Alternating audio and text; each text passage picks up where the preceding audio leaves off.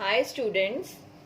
अभी तक हम स्पीड डिस्टेंस एंड टाइम में ट्रेन के केसेस कर चुके हैं ऑलमोस्ट। अपन ने जो अब तक सारे केसेस कर लिए हैं उससे आपके ट्रेन्स के सारे क्वेश्चन सॉल्व हो सकते हैं। फर्स्ट केस था जब ट्रेन क्रॉस करती है स्टेशनरी ऑब्जेक्ट को, वहां पे आपका सिंपल फॉर्मूला लगेगा speed is equal to distance upon time, और डिस्टेंस में आप ले लेंगे ट्रेन की लेंथ। सेकेंड केस था आपका जब ट्रेन क्रॉस करती है किसी मूविंग स्टेशनरी ऑब्जेक्ट को, पर उस स्टेशनरी ऑब्जेक्ट की भी क्या है, लेंथ। तो आप क्या करेंगे उसमें, लेंथ जो हमारे डिस्टेंस में क्या करेंगे, लेंथ ऑफ ट्रेन और जो ऑब्जेक्ट जिसको पास कर रही है जैसे कि ब्रिज, टनल या खड़ी हुई ट्रेन, उन दोनों की लेंथ प्लस हो जाएगी। थर्ड केस जो हमारा सबसे इंपॉर्टेंट रहता है वो है जब दो मूविंग ऑब्जेक्ट्स आपस में क्रॉस कर रहे हैं। तो हमने बात की थी कि अगर वो ऑपोजिट डायरेक्शन में क्रॉस कर रहे हैं तो उनमें क्या होता है, वो आपस में आके जुड़ रहे हैं तो स्पीड क्या होती है, प्लस हो जाती है। और अगर वो सेम डायरेक्शन में मूव कर रहे हैं तो क्या करते हैं, एक दूसरे को काटने की कोशिश करते हैं तो स्पीड क्या होती है, माइनस। ठीक है। तो अब जब बात आती है कि इस पे क्वेश्चंस किस किस टाइप के आते हैं, तो हम अभी दो क्वेश्चंस कवर करेंगे। फर्स्ट क्वेश्चन है हमारा कि a train is 125 metre long, it passes a man running at 5 kilometre per hour in the same direction. अब आपने क्या देखा इसमें कि एक ट्रेन है, उसकी लेंथ दे रखी है 125 मीटर, ये ट्रेन है कोई, ठीक है, डब्बे हैं ये ट्रेन के। वो एक पर्सन को क्रॉस कर रही है जो खुद भी क्या है, सेम डायरेक्शन में मूव कर रहा है, दोनों की डायरेक्शन क्या है, सेम। तो ये पॉइंट नोट करने वाला है कि दोनों की डायरेक्शन क्या है, सेम। तो सबको याद आ गया कि जब सेम डायरेक्शन हो तो एक दूसरे को काटते हैं तो स्पीड क्या होती है, माइनस। और हमें दे दिया गया है कि it takes the train 10 seconds to cross the man. उस पर्सन को काटने में, मतलब उस पर्सन को क्रॉस करने में ट्रेन को कितना टाइम लग रहा है, 10 सेकेंड। तो सिंपली निकालना क्या है, स्पीड ऑफ द ट्रेन। तो यहाँ पे नोटिस करने वाली चीज क्या है कि सेम डायरेक्शन में मूव कर रहे हैं तो दोनों की स्पीड क्या हो जाएगी, माइनस। तो यहाँ सिर्फ क्या गिवन है, 125 मीटर लॉन्ग ट्रेन। तो यहाँ पे डिस्टेंस में क्या आएगा, सिर्फ ट्रेन की लेंथ, क्योंकि पर्सन की कोई लेंथ नहीं होती। तो डिस्टेंस में क्या आ जाएगा, 125 मीटर।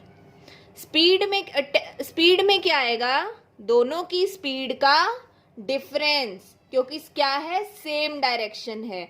तो ट्रेन की स्पीड हम मान लेते हैं x किलोमीटर पर आवर है, तो x माइनस, और पर्सन की स्पीड क्या है, 5 किलोमीटर पर आवर। और तीसरी चीज हमें क्या गिवन है, 10 सेकेंड्स। टाइम क्या गिवन है, 10 सेकेंड्स। तो बस अब हमारा क्वेश्चन हो जाएगा। फॉर्मूला क्या रहता है, speed is equal to distance upon time. Speed क्या है, x माइनस 5, और डिस्टेंस क्या है, 125 अपॉन, और टाइम क्या है, 10 सेकेंड्स। पर ये सब चीजें क्या है, मीटर और सेकंड में, और ये किस में है, किलोमीटर पर आवर में। तो हम क्या करते हैं, मीटर पर सेकंड को किलोमीटर पर आवर में कन्वर्ट कर लेते हैं। तो छोटी चीज को बड़ी चीज में कन्वर्ट करना है तो उसको बड़ी चीज से मल्टीप्लाई करना पड़ेगा। तो ऊपर क्या आएगा, 18, और नीचे क्या आएगा, 5। समझ आ रहा है सबको। तो यहां पे क्या है, कर देंगे कैंसल, आंसर क्या आया, 45।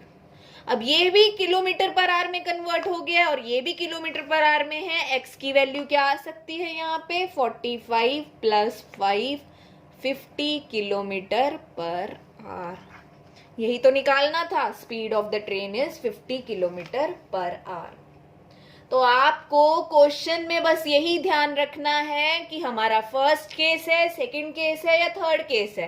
थर्ड केस है ये हमें कैसे पता चला, क्योंकि दोनों ही रन कर रहे हैं, ट्रेन भी और पर्सन भी, और डायरेक्शन कौन सी है, सेम डायरेक्शन, तो स्पीड क्या हो जाएगी, माइनस। डिस्टेंस सिर्फ ट्रेन का क्यों लिया, क्योंकि जो मैन है उसकी कोई लेंथ नहीं है। अगर यहाँ पे ये होता कि it passes a train running in the same direction, तो इन दोनों ट्रेनों की लेंथ भी क्या हो जाती, प्लस। ये हम सेकंड केस में ऑलरेडी कर चुके हैं कि जब ट्रेन क्रॉस करती है किसी ऐसे ऑब्जेक्ट को जिसकी लेंथ हो, तो लेंथ क्या हो जाती है, प्लस। वो हमारे नेक्स्ट क्वेश्चन में देखेंगे हम। अब नेक्स्ट क्वेश्चन देखिए, trains, two trains running in opposite direction. समझ आ गया, ऑपोजिट डायरेक्शन। अब क्वेश्चन में क्या है, two trains running in opposite direction cross a man standing on platform.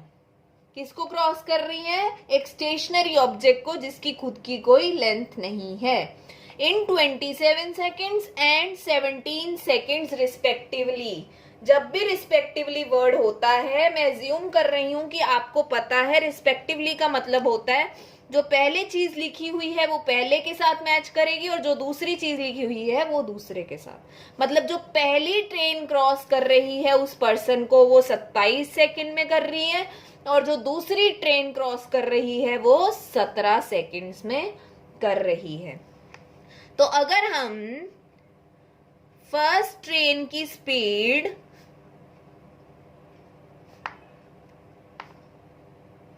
x लेते हैं और सेकंड ट्रेन की स्पीड y लेते हैं, अब ये आप देखिए कि फर्स्ट ट्रेन की स्पीड मैंने लिखा x, लेकिन मैंने ये नहीं लिखा कि मीटर पर सेकंड है या किलोमीटर पर आवर है। अगर हमारा टाइम सेकंड्स में है तो हम इसको मीटर पर सेकंड एज्यूम कर लेते हैं, x मीटर पर सेकंड, y मीटर पर सेकंड। अब टाइम गिवन है और स्पीड्स अपन ने ज्यूम कर ली हैं, तो डिस्टेंस क्या आ जाएगा,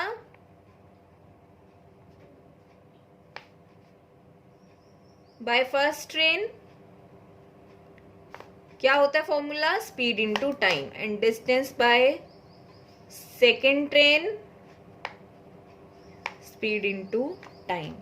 तो इसकी स्पीड क्या है x एंड टाइम क्या है 27, इसकी स्पीड क्या है y और टाइम क्या है 17, तो इसका डिस्टेंस क्या है 17y और इसका क्या आया 27x।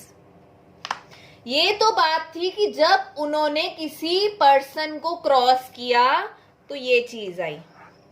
इसका मतलब ये डिस्टेंस क्या है, उस ट्रेन की लेंथ, और ये डिस्टेंस क्या है, उस ट्रेन की लेंथ, क्योंकि हम पहले केस में कर चुके हैं कि हमारा जब कोई ट्रेन किसी स्टेशनरी ऑब्जेक्ट को जिसकी लेंथ ना हो उसको क्रॉस करती है तो डिस्टेंस में क्या आता है, उस ट्रेन की लेंथ। अब लास्ट स्टेटमेंट क्या है, they cross each other in 23 seconds. एक दूसरे को क्रॉस कर रही हैं, दो ट्रेन्स एक दूसरे को क्रॉस कर रही हैं, तो क्या हो रहा है 23 सेकेंड्स में क्रॉस कर पा रही हैं। 23 सेकेंड्स मतलब कि एक दूसरे को क्रॉस करने में कितना टाइम लगा, 23 सेकेंड्स रे। और उसमें क्या था, ऑपोजिट डायरेक्शन अपने को पता है, तो ऑपोजिट डायरेक्शन में वो मूव कर रही है और एक दूसरे को क्रॉस कर रही है 23 सेकेंड्स में, तो दोनों की स्पीड क्या हो जाएगी ऑपोजिट डायरेक्शन में, ऑपोजिट डायरेक्शन में क्या होता है, सम होता है। ठीक है, तो स्पीड्स क्या हो जाएंगी, स्पीड क्या है x एंड y, तो सम हो जाएगा, रिलेटिव स्पीड क्या बन जाएगी x प्लस y, और टोटल डिस्टेंस क्या हो जाएगा, दोनों का सम, that is 27x plus 17y।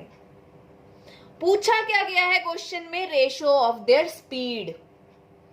तो इसकी स्पीड क्या आई, हमारी इसकी स्पीड क्या आ रही है, हम क्या करेंगे, क्या क्वेश्चन में पूछा गया है, रेशो ऑफ देयर स्पीड। ठीक है, तो हमें निकालना क्या है, एक्स और वाई की रेशो। तो फॉर्मूला क्या बन रहा है, स्पीड क्या है, डिस्टेंस क्या है, डिस्टेंस अपॉन स्पीड क्या होता है, टाइम। तो डिस्टेंस कितना है टोटल, 27x प्लस 17y, और स्पीड क्या है, x प्लस वाई, और टाइम क्या है 23 सेकेंड्स।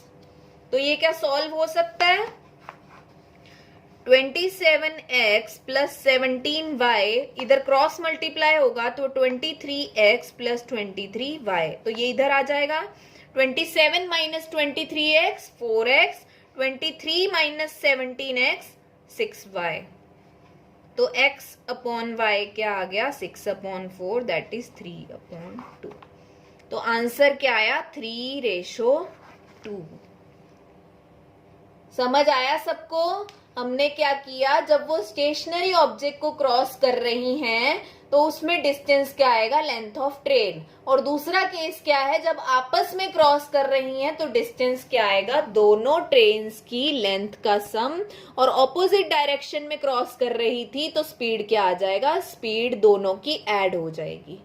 तो मेरे ख्याल से अगर हमने ये तीनों केसेस अच्छे से कर लिए हैं तो अब ट्रेन्स का कोई भी क्वेश्चन इजीली से कर सकते हैं। अगर आपको ये वीडियो अच्छी लगी हो तो चैनल को सब्सक्राइब करें। Thank you.